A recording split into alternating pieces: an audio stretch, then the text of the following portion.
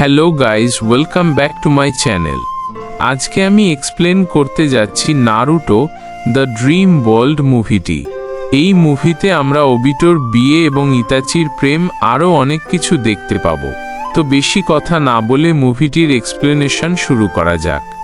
আমরা গল্পের শুরুতে দেখতে পাই নারুতো আর সাসকে একজন আরেকজনের কাঁধে হাত দিয়ে অনেক হাসাহাসি করে যাচ্ছে ইচিরাকু রামেন শপের দিকে রামেন খাওয়ার জন্য। তারা বাজি ধরেছে যে বেশি রামেন খাবে সে জিতবে এবং তার কোনো বিল দেওয়া লাগবে না।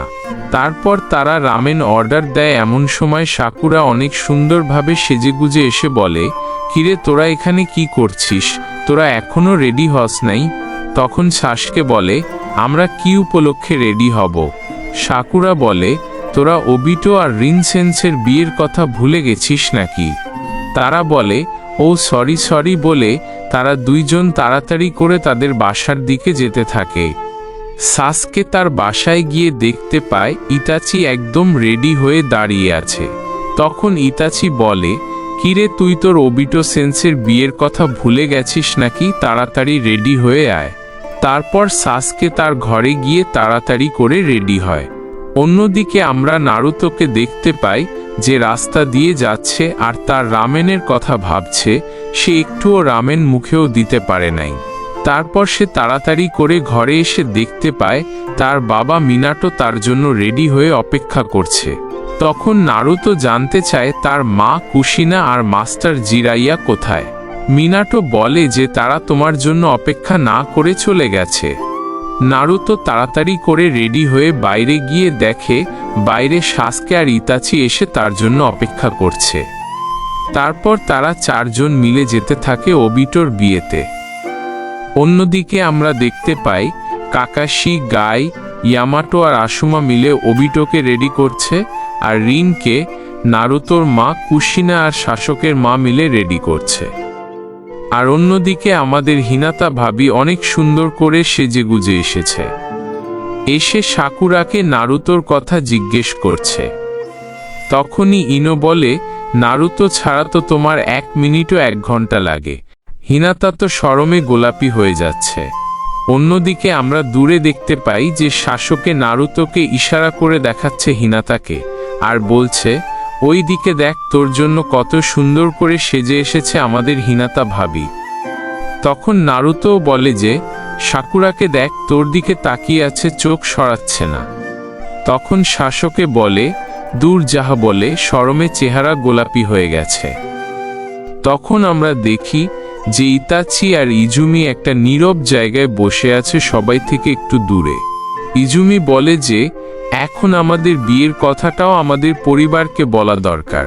ইতাচি আচ্ছা ঠিক আছে বলে শরমে তার চেহারা গোলাপি হয়ে যাচ্ছে। ইজুমি বলে, তোমার কি হয়েছে? ইতাচি বলে, কিছু না, গরম লাগছে তো তাই। তারপর আমাদের ওবিটো কাকাশিকে বলছে, বন্ধু আমার বিয়ে তো হয়ে যাচ্ছে, তুই কখন করবি? বলে কাকাশিকে নিয়ে ওরা হাসতে থাকে। এই হাসি খুশির মধ্য দিয়ে তাদের বিয়ে শেষ হয়। তারপর আমরা দেখি যে মিনাটো হোকাগে সে হিনাতা, নারুতো, সাসকে আর সাকুরাকে একটি মিশন সম্পর্কে বলছিল, যেখানে তাদের একটি বরফের দেশের একটি পাহাড়ের মধ্য থেকে একটি জুটসুর ফর্মুলা আনতে হবে, যেটা একটা বক্সের মধ্যে রয়েছে। তারপর তারা চারজন ওই দেশের উদ্দেশ্যে রওনা দেয়। তারা হাঁটতে হাঁটতে যখন রাত হয়ে যায় তখন সাকুরা বলে, এই ঠান্ডার মধ্যে আমাদের আর না হেঁটে কোনো হোটেলে যাওয়া উচিত আজকের রাতটি কাটানোর জন্য। তারপর তারা সবাই মিলে একটি হোটেলে ওঠে। হোটেলে শুধু 2টি রুম খালি ছিল, তারা ওই 2টি রুম নিয়ে নেয়। তারপর সাসকে আর সাকুরা প্ল্যান করে নারুতো আর হিনাতাকে একই রুমে দেয়, দিয়ে ওরা বলে, আজ রাত তোমরা একসাথে থাকো। ওই বলে ওরা হাসতে থাকে। নারুতো আর হিনাতার কিছু করার ছিল না, তাদের একসাথেই থাকা লাগবে।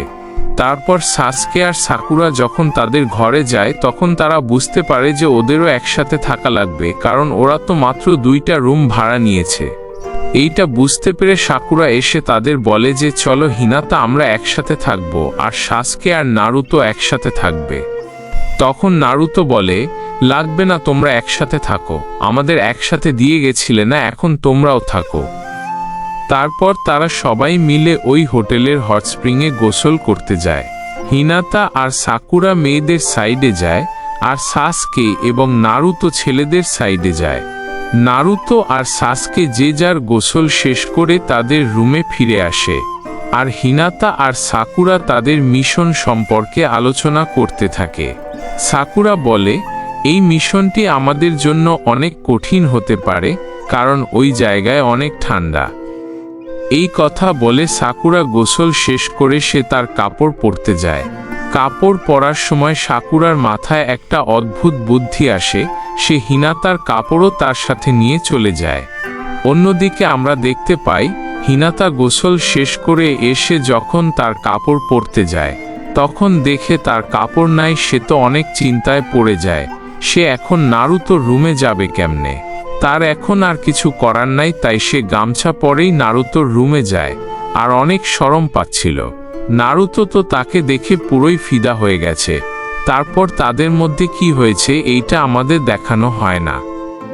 পরের দিন সকালে তারা সবাই তাদের মিশনের উদ্দেশ্যে বেরিয়ে পড়ে, আর সাকুরা এসে হিনাতাকে সরি বলে, তার কাপড় ফিরিয়ে দেয়, আর জানতে চায় কাল রাতে তাদের মধ্যে কিছু হয়েছে কিনা। হিনাতা শরমে কিছু বলে না, আর মুচকি মুচকি হাসতে থাকে। তারপর তারা অনেকটা হাঁটার পর ওই দেশে এসে পৌঁছায়। তারপর তারা ওইখানের মানুষকে জিজ্ঞেস করতে থাকে ওই পাহাড়টি সম্পর্কে। তারপর তারা ওই পাহাড়টিতে গিয়ে পৌঁছাতে পৌঁছাতে রাত হয়ে যায়। তখন তারা ওইখানের একটা গুহায় তাঁবু গাড়ে, আর বাইরে বসে গল্প করতে থাকে।